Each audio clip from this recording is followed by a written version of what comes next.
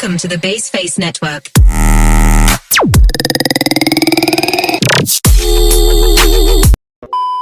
Assalamualaikum warahmatullahi wabarakatuh.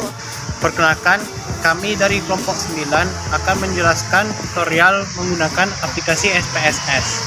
Saya ketua kelompok Nadim Siddiq Ramadan, NIM 2202134428. Saya Raspa Ardia dengan NIM 220211210. Saya Zekra Zawahir dengan NIM 2201344417. Selamat menyaksikan. Dapat kita lihat di sini bahwa ada 3 variabel X dan 1 variabel Y. Dengan masing-masing variabel X memiliki 3 item. Untuk uji validitas, tujuan uji validitas yaitu untuk mengetahui kevalidan atau kesesuaian kuesioner yang digunakan oleh peneliti dalam mengukur dan memperoleh data penelitian dari para responden. Kita pindahkan terlebih dahulu kolom X1.1 hingga kolom X3.3 dan juga kolom total X ke aplikasi SPSS. Langkah selanjutnya, pilih Analyze, kemudian pilih Correlate, dan pilih Bivariate. Kemudian kita pindahkan semua variabel ke kotak sebelah kanan. Kemudian pastikan di bagian Correlation Coefficients bagian Pearson sudah terchecklist. Lalu tekan OK. Kemudian akan muncul jendela hasil seperti ini. Maksud dari X1.1, X1.2 dan seterusnya itu item dari kuesioner. Dan untuk Pearson correlation itu nilai R hitung, dan di bawahnya sig to tail yaitu nilai signifikansinya, dan nilai N yaitu jumlah responden. Berdasarkan R tabel yang dapat dicari di Google, nilai R tabel untuk DF N-2 atau DF 30-2 sama dengan 28 untuk tingkat signifikansi 0,001 yaitu sebesar 0,5703. Untuk item X.1, nilai R hitung lebih besar dari R tabel dan nilai signifikansi lebih kecil dari 0,01, maka item ini valid. Uji reliabilitas Cronbach's Alpha bertujuan untuk melihat apakah kuesioner tersebut memiliki konsistensi jika pengukuran yang dilakukan dengan kuesioner tersebut dilakukan secara berulang. Dasar pengambilan keputusannya yaitu kuesioner dikatakan reliable jika nilai Cronbach's Alpha lebih besar dari 0,6. Analyze, lalu Scale, dan pilih Reliability Analysis. Kemudian masukkan semua item ke kotak sebelah kanan. Kemudian di bagian Statistics pastikan Scale if item deleted itu terchecklist. Kemudian klik Continue dan pada model pastikan ya alpha.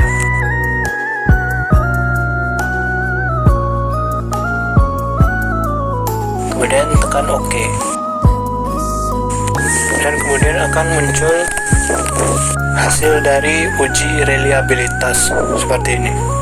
Kemudian kita langsung ke bagian interpretasi. Kita cari tabel reliability statistics. Dan di sini kita lihat nilai Cronbach's Alpha yaitu 0,688, lebih besar dari 0,6. Dan jumlah item kita yaitu 9. Jadi, kuesioner ini bersifat reliable. Tujuan uji multikolinearitas yaitu untuk menguji apakah dalam suatu model regresi terdapat korelasi antar variabel bebas atau variabel independen. Model regresi yang baik seharusnya tidak terjadi korelasi antar variabel independennya. Pengujian multikolinearitas dilihat dari besaran VIF atau Variance Inflation Factor dan tolerance. Untuk tolerance besar dari 0,10 berarti tidak terjadi multikolinearitas. Sedangkan jika lebih kecil dari 0,10 terjadi multikolinearitas. Untuk nilai VIF apabila di bawah 10 maka tidak terjadi multikolinearitas. Sedangkan jika lebih dari 10 maka terjadi multikolinearitas. Pertama kita pilih analyze, kemudian regression, dan pilih linear. Setelah itu masukkan ketiga variabel X ke independent dan variabel Y ke dependent. Kemudian kita pilih statistics. Sebelumnya kita checklist dan kita hapus bagian estimates dan model fit, dan kita biarkan collinearity dan diagnostics. Kemudian klik continue dan klik OK. Kemudian keluar output seperti ini. Kita perhatikan pada bagian coefficients. Untuk variabel gangguan kesehatan, nilai tolerance sebesar 0,679, nilai VIF sebesar 1,473. Untuk variabel gangguan psikologis, nilai tolerance sebesar 0,664 dan nilai VIF sebesar 1,507. Untuk variabel gangguan lingkungan, nilai tolerance sebesar 0,964 dan nilai VIF sebesar 1,037. Bisa dilihat di sini untuk nilai tolerance ketiga variabel lebih besar dari 0,10 dan untuk nilai VIF ketiga variabel lebih kecil dari 10. Jadi dapat disimpulkan pada model regresi ini tidak ada gejala multikolinearitas. Di sini kami hanya akan menampilkan bagaimana cara melakukan uji autokorelasi. Tetapi seharusnya kami tidak melakukan uji autokorelasi karena penelitian yang kami lakukan berbentuk kuesioner, sehingga tidak perlu melakukan uji autokorelasi.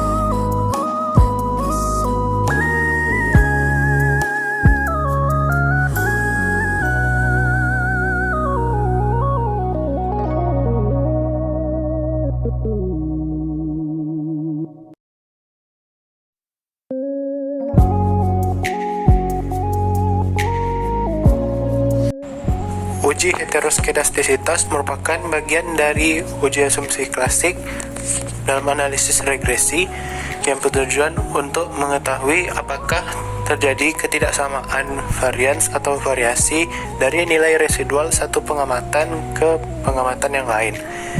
Jika terdapat ketidaksamaan variasi, maka disebut heteroskedastisitas. Sedangkan jika tidak ada ketidaksamaan atau varians dari nilai residual tersebut, maka terjadi homoskedastisitas. Model regresi yang baik seharusnya tidak memiliki gejala heteroskedastisitas. File Excel kita copy kolom total X1, lalu kita paste di aplikasi SPSS. Klik Analyze, pilih Regression, dan pilih Linear. Kemudian masukkan ketiga variabel X ke independent, lalu variabel Y ke dependent. Untuk opsi statistics kita abaikan, dan untuk opsi plot juga kita abaikan. Kemudian pilih opsi save. Di residual checklist unstandardized, lalu kita klik continue dan OK. Kemudian muncul output dari yang tadi, namun output ini kita abaikan dahulu karena masih ada langkah-langkah yang perlu dilakukan. Kemudian kita kembali ke SPSS Statistics Data Editor. Kemudian di sebelah paling kanan terdapat kolom baru yaitu res_1. Nah, selanjutnya yaitu pilih transform dan pilih compute variable. Di bagian target variable isikan apps_res. Di bagian function group kita pilih all, dan di bagian functions and special variable kita pilih ABS, lalu kita masukkan ke atas. Kemudian untuk bagian tanda tanya kita masukkan unstandarized 1 atau res_1 yang tadi. Masukkan seperti ini, lalu tekan OK. Setelah muncul output ini, kembali ke SPSS. Dan di sebelah kanan muncul kolom baru yaitu ABS_res. Untuk langkah berikutnya, pilih Analyze, lalu pilih Regression dan Linear. Seperti sebelumnya, bedanya di bagian dependent variabel Y diganti dengan ABS_res. Kemudian di bagian Save, matikan Unstandardized, lalu klik Continue dan tekan OK. Kemudian perhatikan output di bagian koefisien. Nilai signifikansinya semua lebih dari 0,001. Berarti dalam model regresi tidak terjadi gejala heteroskedastisitas. Uji normalitas Kolmogorov-Smirnov merupakan bagian dari uji asumsi klasik yang bertujuan untuk menguji apakah dalam suatu model regresi nilai residualnya berdistribusi normal atau tidak. Model regresi yang baik yaitu model regresi yang nilai residualnya berdistribusi normal. Untuk dasar pengambilan keputusannya, jika nilai signifikansinya lebih besar dari 0,001, maka nilai residualnya berdistribusi normal. Sedangkan jika nilai signifikansinya lebih kecil dari 0,001, maka nilai residualnya tidak berdistribusi normal. Pertama, kita pilih Analyze, kemudian Regression dan Linear. Setelah itu muncul text box Linear Regression. Masukkan variabel X1, X2, dan X3 ke kolom independen dan variabel Y ke kolom dependen. Lalu pilih bagian Save dan Checklist di bagian Residuals Unstandardized. Setelah itu tekan Continue dan OK. Kemudian keluar jendela hasil seperti ini. Tapi jendela ini di close saja karena kita hanya membutuhkan nilai residualnya. Klik Close, lalu pilih No. Kemudian muncul kolom baru di sebelah kanan dua variabel X dan Y, yaitu kolom res_1. Kolom inilah yang akan kita gunakan untuk mencari nilai signifikansi metode Kolmogorov-Smirnov. Nah, karena nilai residualnya sudah kita dapatkan, maka kita akan menggunakan metode Kolmogorov-Smirnov. Caranya, kita pilih Analyze, kemudian Non-Parametric Test, kemudian pilih Legacy Dialogs, kemudian kita pilih One Sample KS atau One Sample Kolmogorov-Smirnov. Kita akan mencari nilai signifikansi berdasarkan nilai residual. Jadi kita pilih Unstandardized Residual yang tadi, kemudian kita pindahkan ke kanan, dan pada test distribution checklist bagian normal, kemudian tekan OK. Kemudian muncul hasil, ditunggu sebentar, yaitu tabel One Sample Kolmogorov-Smirnov Test. Kemudian kita lihat pada nilai signifikansinya. Di sini nilai signifikansinya lebih kecil dari 0,001. Jadi berdasarkan uji normalitas, nilai residual pada model regresi ini tidak berdistribusi normal. Kita akan melakukan analisis regresi berganda.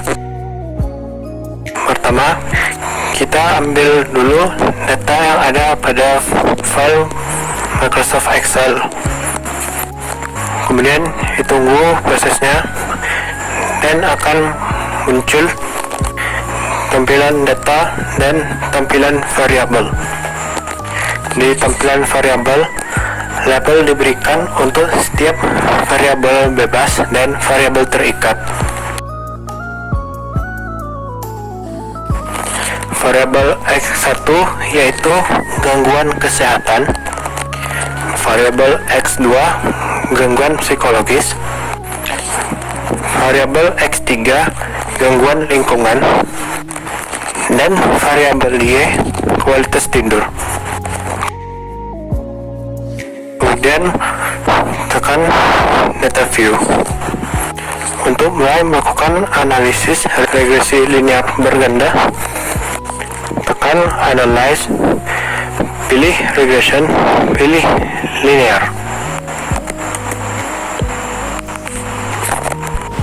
Masukkan variabel X1, X2, dan X3 ke kolom independen dan variabel Y ke kolom dependen.